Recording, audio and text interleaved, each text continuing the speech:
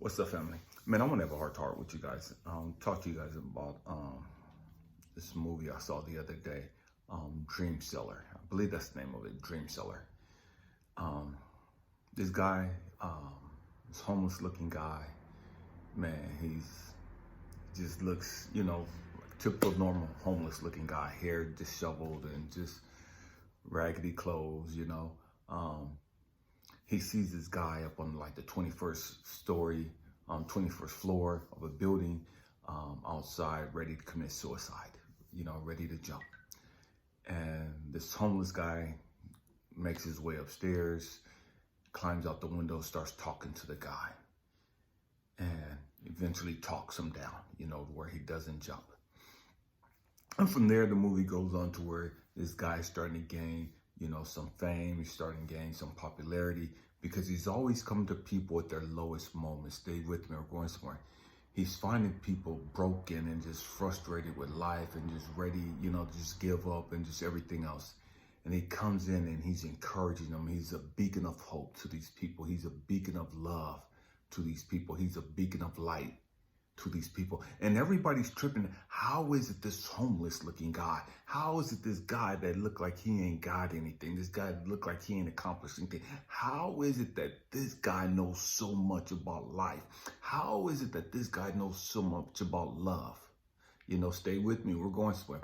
And so he goes on, he's talking to these business people, corporations, gurus, and he's talking to them and he's trying to talk to them about being, man, a beacon of change and whoop de whoop. And they're all just sitting there just dumbfounded that this guy knows so much about corporate America. This guy knows so much about business. These are the movers and shakers in the world industry. These are the people that make things happen. And how is it that this guy is talking to them about leadership? How is it that this guy is talking to them about making the appropriate changes in corporate America and in life and whoop de whoop? How is it that this bum, this nobody, is going to lecture us and tell us how we're supposed to be? Stay with me. I'm going somewhere, I promise you.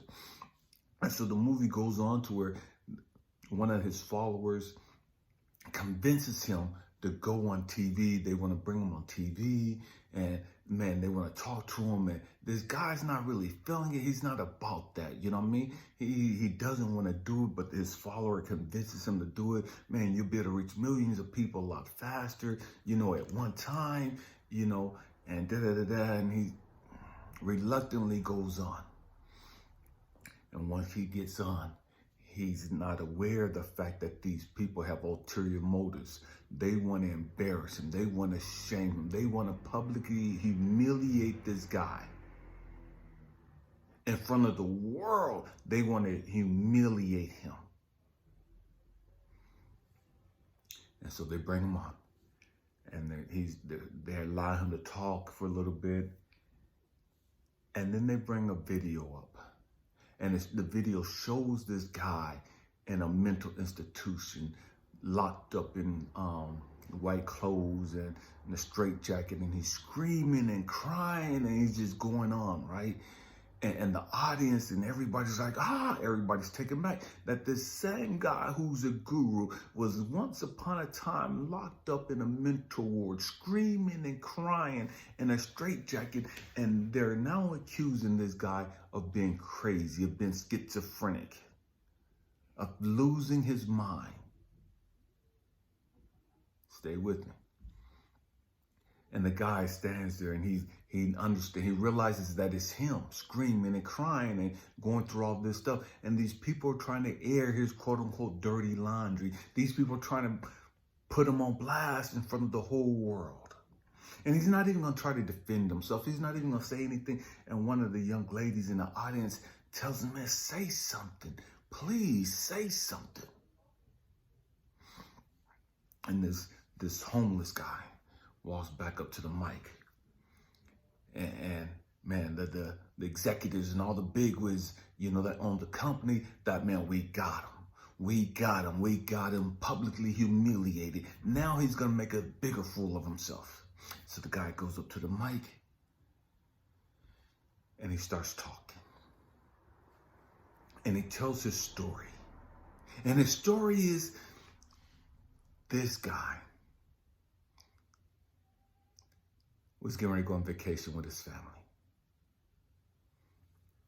His wife and his daughter. They get out of their expensive car. They walk over to the helicopter. And as soon as he's getting ready to get on, he gets this business phone call. And his wife looks and you better not answer that. And he says, I have to. He answers the phone and him and the guy start getting loud with each other. He walks away from the helicopter and he's talking to the gentleman on the other line. And then he comes back to his family, tell him, baby, go ahead. I'll catch up with you guys. And the daughter's like, no, Daddy, it's okay. We'll just wait for you. And he's like, no, baby, go ahead. I want you guys to have fun. I'll catch up with you guys later. He gives him a hug and kiss goodbye, and he's on the phone, and he's like, what do you mean, da-da-da? And he's going on, and he gets in his car, and as soon as he gets in his car, the driver opens up the door, lets him in, closes the door, the driver gets in the car, the helicopter's up in the sky, and it blows up. This guy sees his wife and daughter, whom he loves, die in a helicopter crash.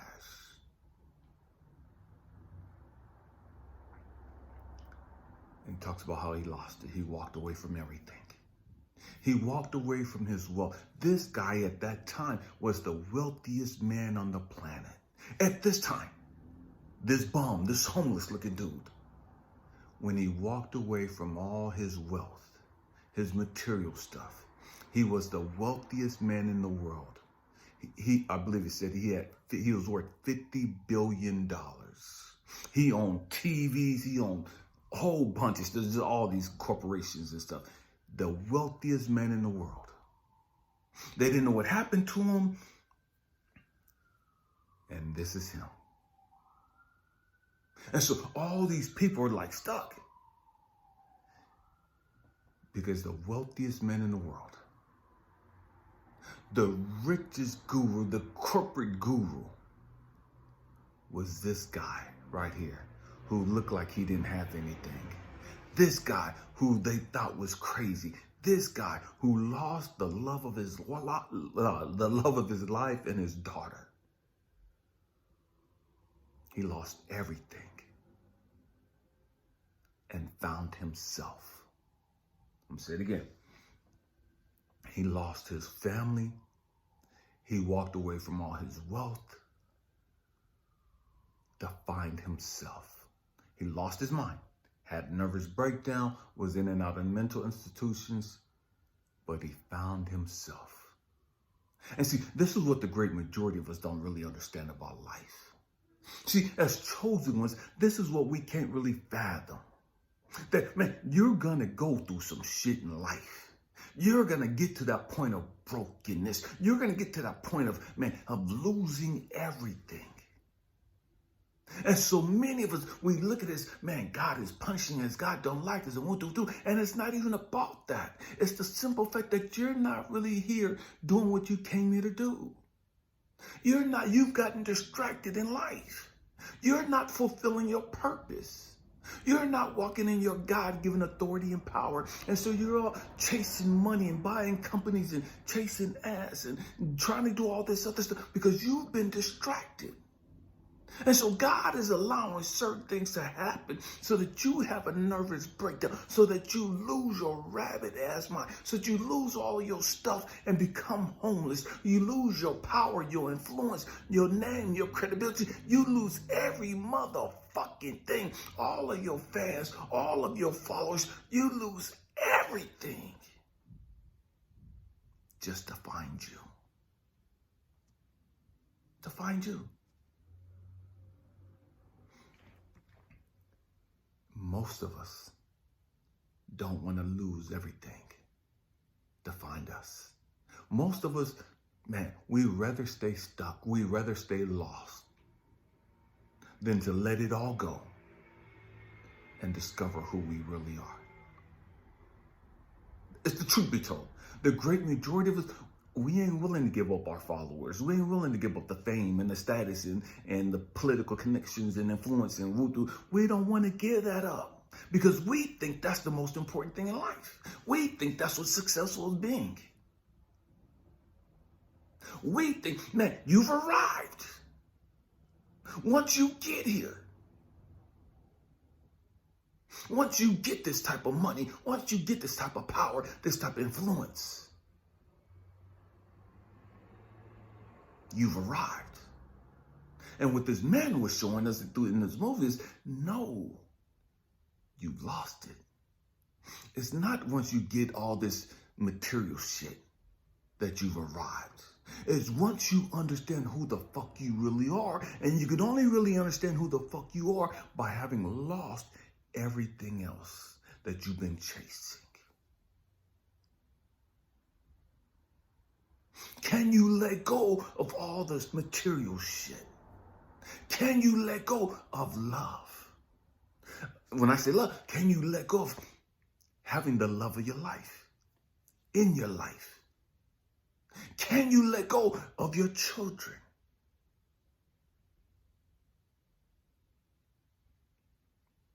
See, the great majority of us, nah, we ain't doing that. I hear so many people, and again, I have seven kids. I hear so many people, man, I'll never let go of my kids. Okay, do what you do. Do what you do. And I'm not saying that you have to let go, but you have to let go of that connection of that. What I mean by that connection is, if it's not serving your greater good, if it's robbing you of joy, peace, and happiness, you got to let go of that connection with them people. And I don't give a damn who they are. You got to let go of that shit. And that's why the Bible says, man, you got to be willing to forsake your daddy, forsake your mama. You got to be willing to let go of your kids. Can you let go of this shit? And the truth is, the great majority of us, we're not going to. Because we're stuck. We're stuck. It has to be stripped from us. It has to be taken from us. I've talked to so many parents who's lost a loved one, who's lost a child to the streets.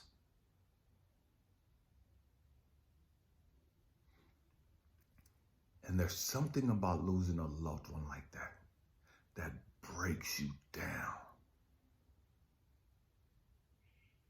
That robs you and strips you of everything.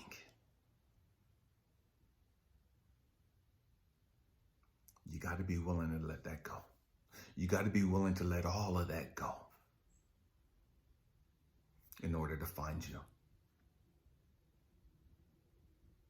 The question is it worth it to you?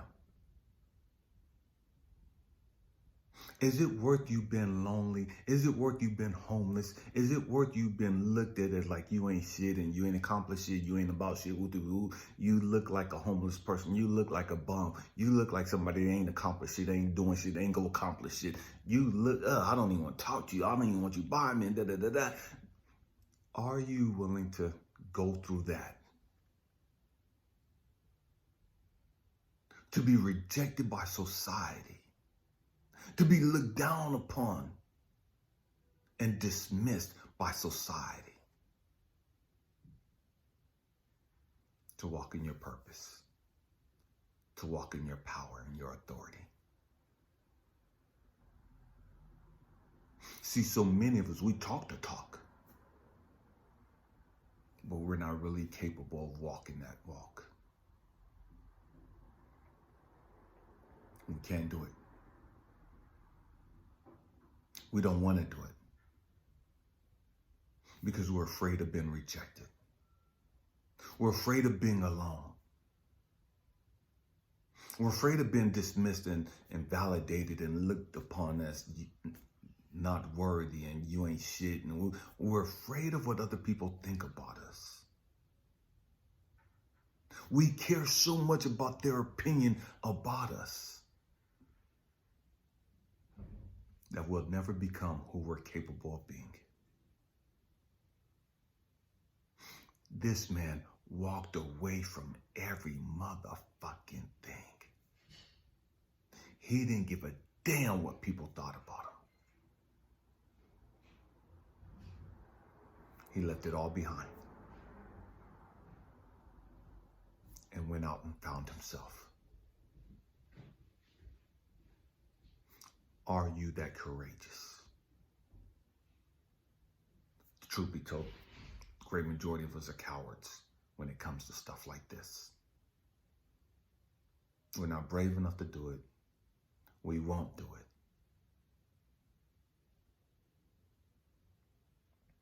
And that's why the great majority of us will live beneath our purpose, live beneath our means.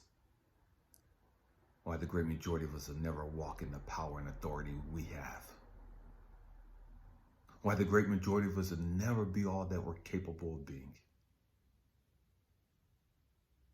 Because we won't give up the power we think we already have. We're afraid to give up our quote-unquote reputation, our influence. What do people think about me? What are they going to say if I walk away? What are they going to say if I leave this church? What are they going to say if I change this political beliefs? What are they going to say if I change this and that? What are they going to say? And it's like we're so consumed with what other people think.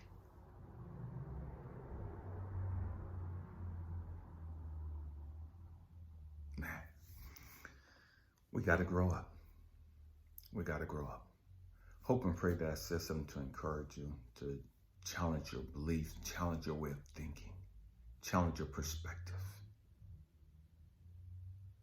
We have to grow up. We have to get serious about our growth and development.